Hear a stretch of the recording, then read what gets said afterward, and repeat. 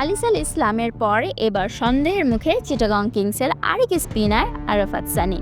BPL এর technical কমিটির chairman Rakibul Hasan নিশ্চিত করেছেন, বরিশালের বিপক্ষে 1 ফেব্রুয়ারির ম্যাচের পর আম্পায়াররা সানির বোলিং অ্যাকশন নিয়ে সন্দেহ প্রকাশ করেছেন। জাতীয় দলের সাবেক অধিনায়ক রাকিবুল বলেন, নিয়ম অনুযায়ী 7 দিনের মধ্যে পরীক্ষার মুখোমুখি হতে হবে তাকে, তবে এর মধ্যে তিনি খেলতে পারবেন। এর আগেও একবার বোলিং অ্যাকশনে প্রশ্নবিদ্ধ হয়ে নিষিদ্ধ হয়েছিলেন সানি। 2016 সালে ভারতে অনুষ্ঠিত টি-20 বিশ্বকাপ চলাকালে তার ও তাসকিন আহমেদের বোলিং অ্যাকশন নিয়ে প্রশ্ন ওঠে। পরীক্ষায় অনুত্তীর্ণ হয়ে নিষিদ্ধ হন দুজনই। পরে অ্যাকশন সূত্রে ঘরোয়া ক্রিকেটে ফিরলেও আর কখনো জাতীয় দলের হয়ে খেলতে পারেননি সানি।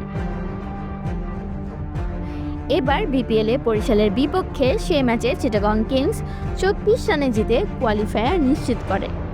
4 ওভারে 41 রান দিয়ে 1 উইকেট নিয়েছিল সানি। এরপরেই তার অ্যাকশন নিয়ে প্রশ্ন তোলেন আম্পায়াররা।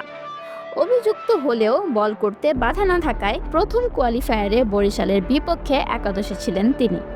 করেছিলেন 2 ওভার, যদিও ম্যাচটি হেরে গেছে চিটাগং কিংস। এখনও ফাইনালের সুযোগ রয়েছে তাদের। খুলনা টাইগার্সের বিপক্ষে দ্বিতীয় কোয়ালিফায়ারে জিতলে শিরোপার লড়াইয়ে নামতে পারবে চিটাগং কিংস।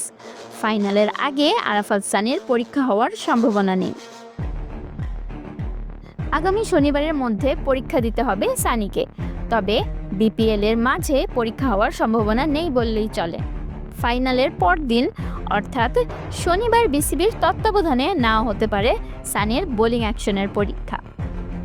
সুমাইয়া বিনতে হোসাইন, ডি স্পোর্টস।